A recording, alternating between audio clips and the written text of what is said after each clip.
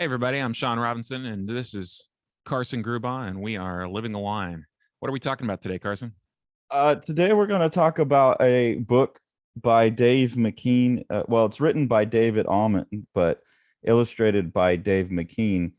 And I'm a pretty obsessive Dave McKean fan, and there's been a number of these books, actually. This is my favorite of the four, but there's Joe Quinn's Poltergeist, and I've taken the dust covers off of these because I'm a Luddite. I'm a heathen and I throw them away. So there's beautiful Dave McKean dust covers. Um, Mouse, Bird, Snake, and Wolf, and The Savage are the other three. This one, SLOG'S Dad, was my favorite, but they've been doing these for a while and I wasn't aware of them. And when I was looking up trying to get Dave McKean's Raptor, I just saw one of these and then went down the rabbit trail and realized there's four of them. And they're really interesting collaborations. They're kind of a mix between illustrated children's books and comic books, and each one is a different mixture of Mhm. those things. Like some of them are more straight up illustrated books, and then just real quick, Poltergeist is much more like a comic book Hmm. throughout. Slog's dad was, first off, I found the story particularly impactful, Yeah. and then one of the things that I really want to talk to you about, going back to our discussion about Eddie Campbell's the playwright, Right. is the interaction between words and pictures. And Slog's dad, we'll do a full flip through, but I found it particularly interesting, and I wanted to hear what you had to say about it. And that the comic always is like silent and happens by itself, and then you just have text, and then you go back to comic.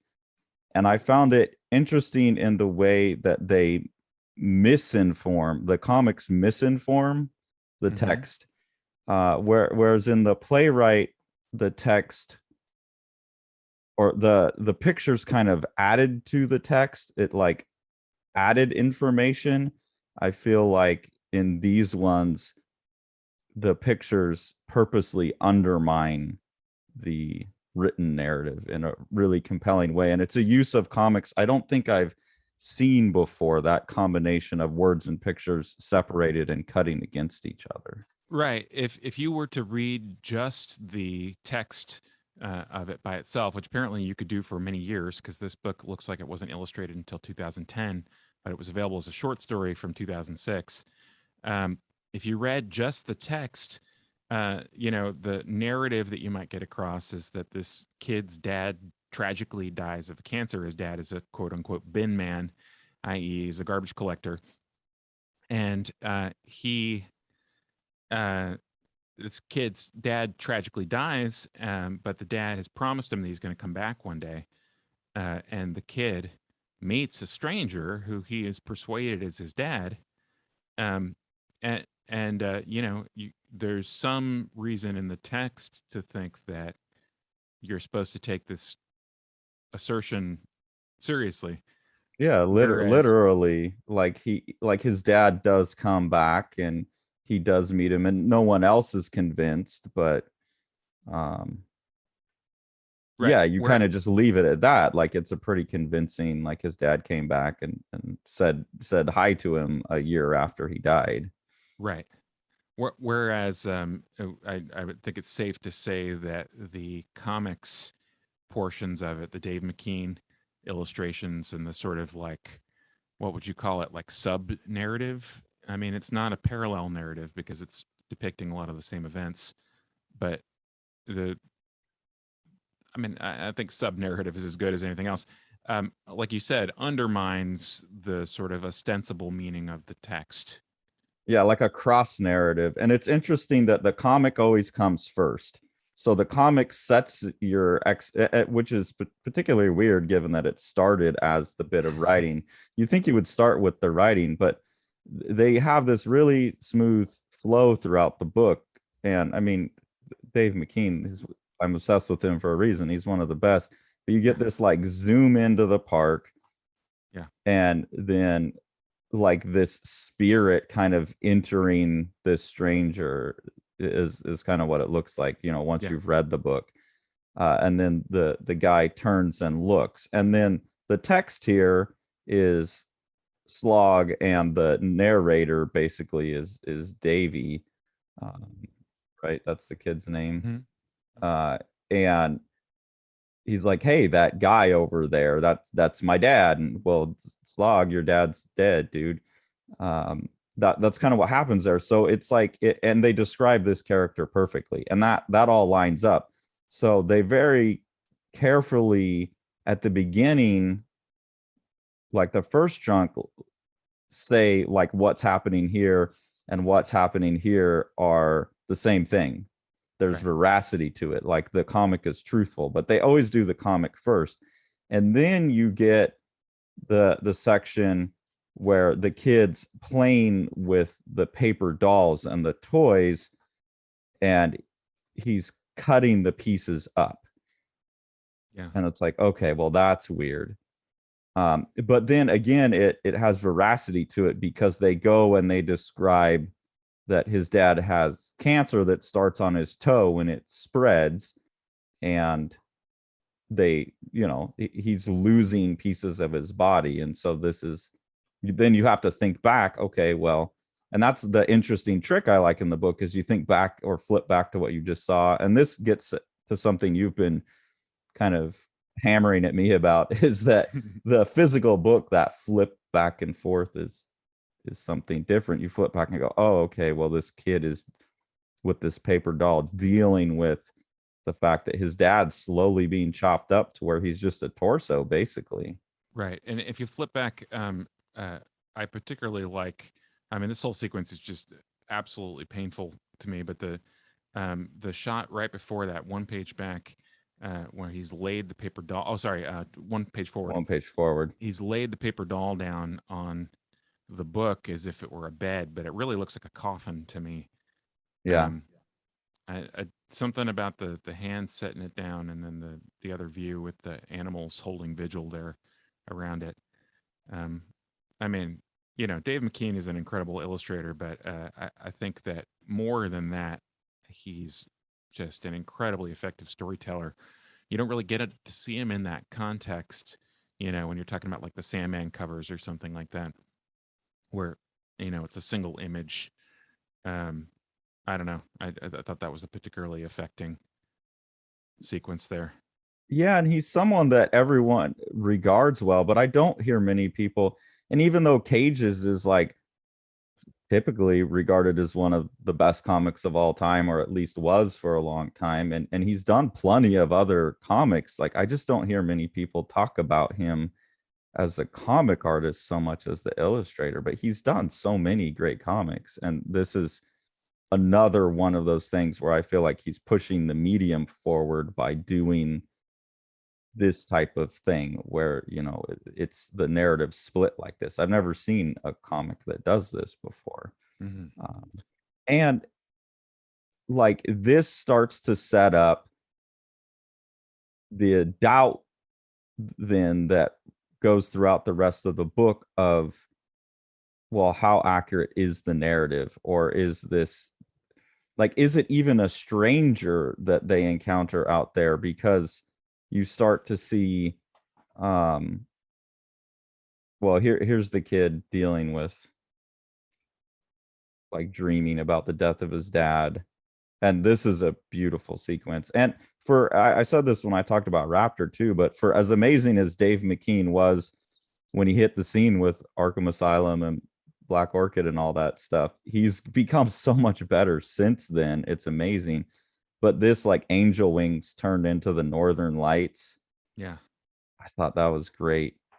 And then there's this scene where the kid starts building scarecrows, Right. and you're thinking, oh, okay, he's not even actually seeing a stranger out in the park. He starts to undermine even his own initial narrative of that guy turning and looking at him, where you think, okay, this kid is just building like stand-in dads.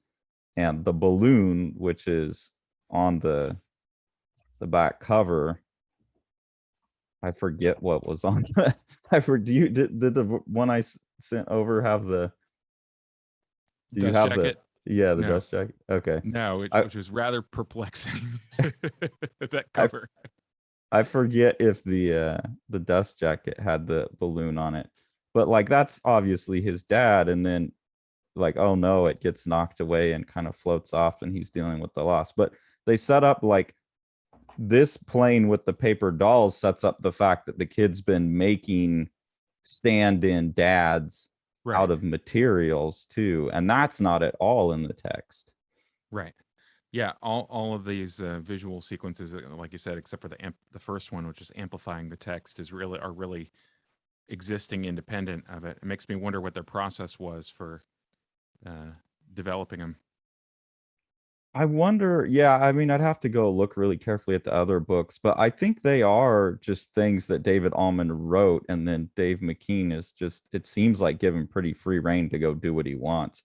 I don't Right. know if as they developed, because like the Poltergeist one looks more like a comic. I don't know if the collaboration is a little more purposeful throughout. It's Mhm. a good question. What But What do you here think you of see, this? sorry, Okay, go go ahead. ahead. Yeah, The paper doll, like, you know, you can see his fantasy world develop too, where it like comes, he's like stitched it back together right, and hugging it and stuff. And in the narrative, they're talking about um his leg, like they go back out and like here he's obsessed about the leg, and then Davy gets to go out and the character says, well, touch the guy on the bench, the supposed guy on the bench says, well, touch my leg, you know, you'll see it's been transfigured and I've come back and I've got a new leg, and Davy gets to touch him, and you know, so he stroked the bloke's leg again one more time and then rolled the trousers down, and it like, oh yeah, I touched and I felt the leg and the hair and the skin and the bones and the muscle underneath. I recoiled. I stood up again. But even when he goes out, he's like skeptical like about the leg. It's not until he touches it that he feels it. So Dave McKean does a great job of setting up like, well, it's a fake thing out there, and the kid goes out just to entertain his friend. And he's like, yeah, touch his leg, and he's like touching wood, but then he has the right, experience of feeling a real leg, and you wouldn't get any of that out of the text. right. What do you think of the visual combination of the photo collage elements with these brush drawings, limited color palette brush drawings? It's a pretty I mean, unusual visual palette. McKean's always done that. I mean, this is Hmm. Dave McKean through and through, right? Like Yeah, collage, photo, painting, like sculpture. Like this is obviously photos of a real balloon.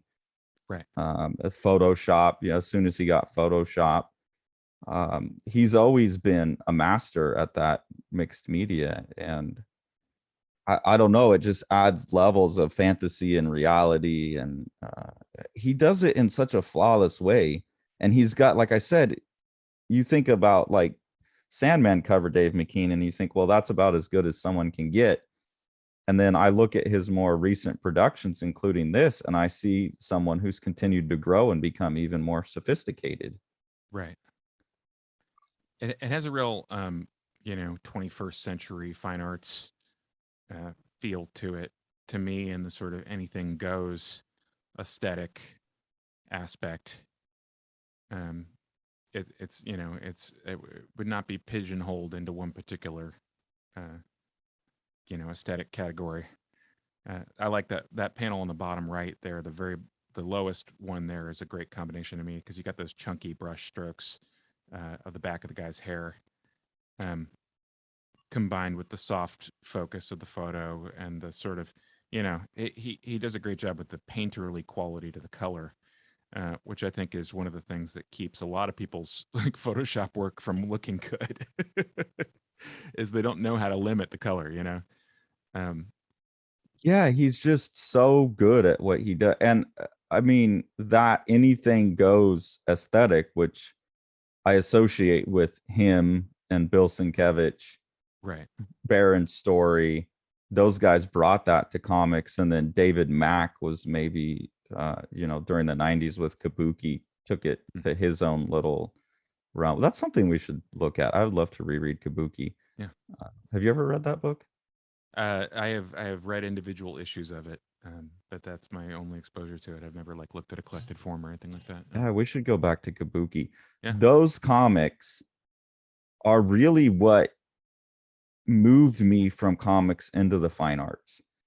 And I started getting more experimental with my comics because of Dave McKean, because I was like, wow, anything goes. I can do whatever I want. And Right. that was such a lesson to me.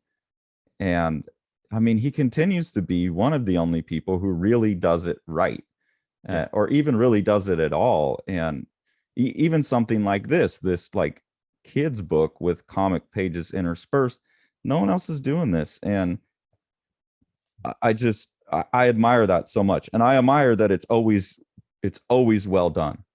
It's never bad. And then he's been able to transport that aesthetic into films. The films like Mirror Mask, I don't think are as great, but that's a budget limit, I think, and even within the Right. budget. So So yeah, he's astonishes me. one of the complaints you hear about people, when comics have used text mode or a lot of prose mode, the two examples that I think of, like historic example, is of course Jocko's story, where he's got a fairly dense prose butted up against the opposite in terms of the comics pacing. You sometimes hear complaints that people have like difficulty, comics people have difficulty shifting modes between the two different reading experiences. And I saw some complaints recently about Barry Windsor Smith Monsters for similar reasons, which was obviously influenced by Jocko's story. Oh, the Um, letters in there. yeah, yeah. But I wonder if that's just a sort of comic book thing. Like maybe that was jarring to me when I first read it when I was 15 or something, but I don't have that experience now. It feels like I can kind of switch gears much easier, but I've got a lifetime of reading prose since then. Do you think this works better because the prose itself is simpler? Yeah, and I'll say like when I first encountered that, and I did first encounter it. I know we always come back to Cerebus, but I'm pretty sure I first encountered that like prose or documents in comics in Yeah, Cerebus in a really extensive way. I really liked it. I thought, wow, yeah. this is so cool. I'm getting so much more bang for my buck. Right, exactly. Uh, Yeah, Now that I'm older, I have a much harder time reading prose fiction. huh. I think going to school like turned reading into information gathering for me, spending so Uh, much time in philosophy. And so reading prose is not enjoyable for me. I'm actually trying to get better at it again, but I can't visualize what's going on in the prose. hmm, It just reads like a laundry list. It's like someone reading a dictionary to me because it's just information. It's not description in my mind. So it's like and we've talked about that. I don't have much, and I think this is part of the problem. I don't have much um, inner mind's eye right. anymore. And so when I read prose, it's very tiring. So when I went back to reread Cerebus, I was like, oh my God, can we please quit with all the writing? Um, so I actually had the reverse experience. I loved it at first and I hate it. In this book, yes, it's written like I don't know, this is definitely not a kid's book. I guess it No. could be a kid's book, but it has the brevity of a kid's book. Hmm. Uh, and so yeah, it's easier to consume. Like you can read the whole book in 20 minutes or something. Yeah, from a stylistic standpoint, the prose is closer to text if you consider the idea of prose complexity being like words moving away from image. Um, these are both they're closer to each other in the sense of both being like heavily uh, simplified. And it's largely conversation. So when I Right. do read like prose fiction, I have found, and there's a little bit of description in there, there's a little bit of like visual description, but not much. So I have found now that I'm older, I don't really like reading fiction unless it's brief like this, where it's like, this is what he did, this is what he said, this is what he did, this is what he Yeah. said. And another guy that I think of that does that really well that is Chuck Palahniuk. Okay. Yeah. His Yeah. books really work like that. Like this is So what he did, sometimes this is to a what he fault. said. Yeah, yeah, Uh, totally. that airliner book of his, I had to put it down. It was like I felt disembodied when I was reading it. Like I was floating independent of the world and didn't have an anchor without any physical description. I haven't read many of his books, but there's a number of times I've tried to get back into reading fiction, and he was one guy that I could do. Yeah, But well, that yeah, makes sense. we'll Much. talk at some point about like books that justify themselves as books. This is definitely one of them. Yeah. But those are really the only types of novels I can read anymore, are like formalist novels. Anyways, I think because of the brevity and because it's interspersed in a way that is like a narrative that cuts across. It really worked for me in these books and in Yes. all his other books. So here's a pretty strong push for this is a fantasy. Yeah, and again, I Reading. like how they break it up in this section. It's really smart. So here you have the character reading what ostensibly is a comic book, a superhero fiction, and you have SD, Slog's dad. Or Super Dad. Yeah, Yeah. super dad. I didn't even think about that. Yeah, perfect. So smart. And that there was no way he planned that in if it was just a short story. Right. Damn, that works well. Good on you, Dave McKean, or Joe Almond, whoever came up with that. And Um, the limited color palette here with just the red and the sort of what would you call it? I mean, the brownish. yeah, kind of sepia. Yeah, it's like a almond ink. Yeah, and like man, can he draw? Yeah. Just damn, he can draw. And then they go to the thing about where Slog is telling this stranger or his dad or this scarecrow or whatever it is in the park that they're interacting with. He's like, "Hey, can you come see mom? She'd be so happy to see you." And it's like, well, I don't really have time. They've only given me a few minutes, but tell her I love her. And so you break up this, like, hey, there's this actual comic the kid's reading, then with a newspaper that has the obituary, Right. and it's kids drawings in pen on the side next to the obituary, and a filled in like Yeah. bin man and then his mother's name. And those two things are the thing that in the text that's about to follow, the test that Davy tries to give to this guy is, what was your job and what was your wife's name? And, in the text piece, it seems as though we're supposed to interpret his correct answers, that it really is his dad. But I don't know. I mean, it seems fairly undermined by this presenting it inside of a crossword, right?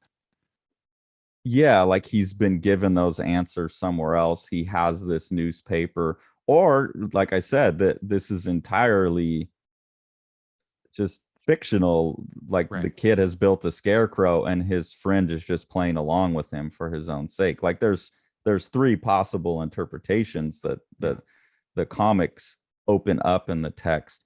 But even when he asks like Slog's mother, my wife, and then there's a big pause, and then Yeah. he says, well, she's called Mary. And even in the text you could say, well, uh, and the way David Almond always writes is the local accent is there as well. Right. Um, so it sets up. It's a very. I don't know if it's. Did you get the sense it's Irish or Yeah, I'm not sure. I don't know enough about accent of that. Well, if they're Welsh or the vernacular? It says yeah, blitty instead of yeah. bloody. Blitty hell. Okay. But he says Mary, and it's like, well, if you're gonna take a guess in this area, I'm assuming Mary is like a pretty good one. So there's even that undermining of like, well, he kind of just guessed and got it right. And then, so I don't know. I just love that. Um, But then we have the fairly hopeful image turn here uh, with this last little pullback. We have the balloon, his hopeful dad surrogate leaving Earth's orbit. Yeah, and that like really reinforces that, okay, the whole time they've been interacting with this scarecrow that he built out in the field. Yeah, Maybe, maybe, but or he's maybe, already lost the balloon. right. So this could just be like, well, he did this 3 months ago, and it's all mixed up in a really compelling way that like it's kind of up to you. And we were talking about this video will come out before the video with Brandon, but one of the Formalism Fridays that we just recorded, Brandon had me thinking about, and Sean, your thing about the book existing as a totality that you can flip back and forth through. This is good Right. evidence for your side of the argument, is Right. that closure doesn't, this is something I never thought about before. Closure doesn't just happen between the panel.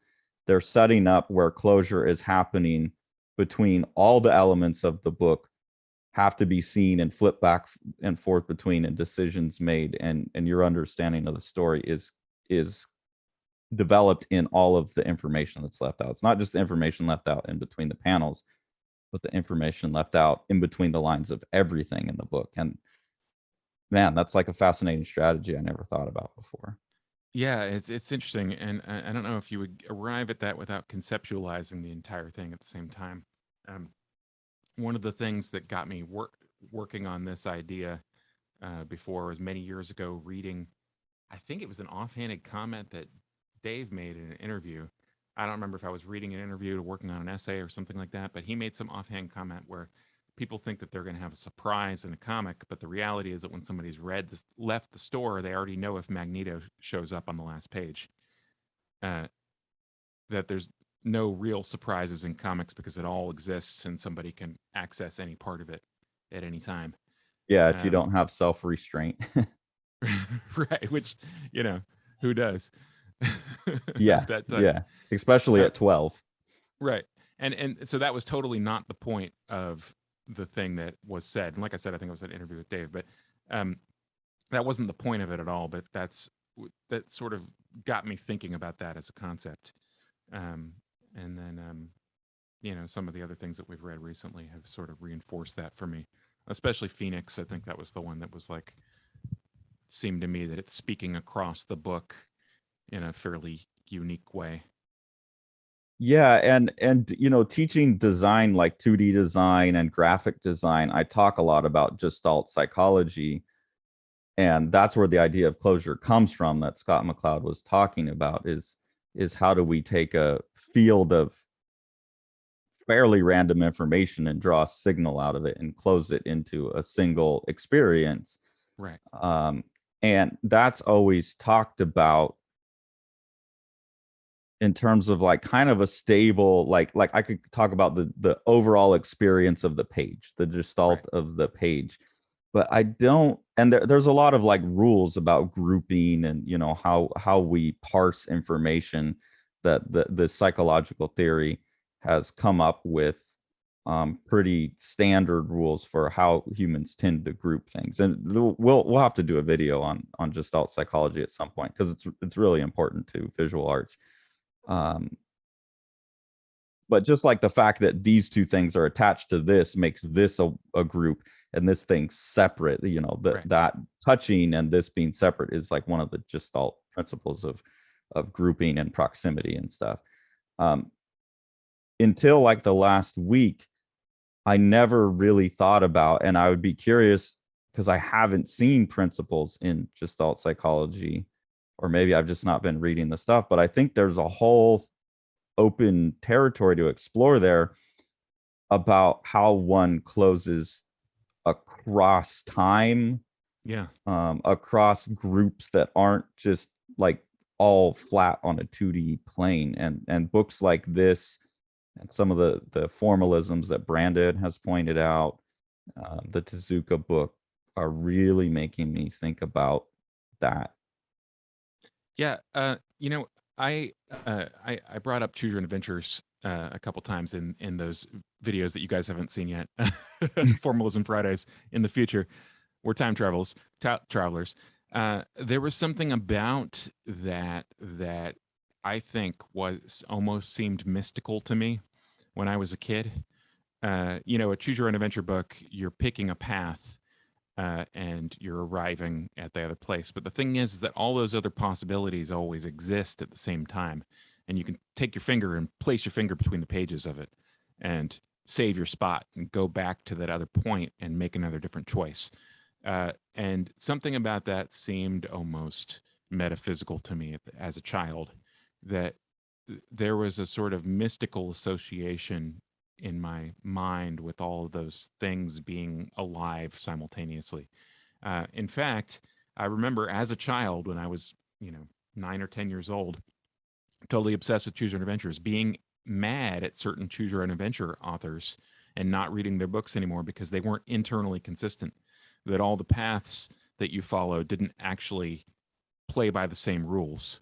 You made a certain choice and it turns out the aliens from Alpha Centauri were behind the museum explosion, and you made another choice and it turns out it was the janitor. That that seemed to not play by the right rules to me. Similarly, you wouldn't want a comic to have a sort of yeah, I don't know, maybe I'm getting a little bit off topic of comics, but this is something that's sort of percolating in my brain the past couple discussions we've had. But that's where the magic of that kind of stuff and a book like this comes from. Is it, or you're saying it seemed almost mystical? It gets quantum in that way. There's all these possibilities. Like in here, there's at least 3 interpretations, and they all exist comfortably together or uncomfortably together. They rub against each other, but they synergize too. There's a deeper richness of meaning that they can all 3 exist at once, and it puts a little bit of the onus for the decision on you, or you can, if it's like a figure ground reversal image too. You can either see the cup or you can see the 2 faces staring at each other. So I've been interested in that for a while too. I call it visual entendre. It's like a double entendre, but in an image.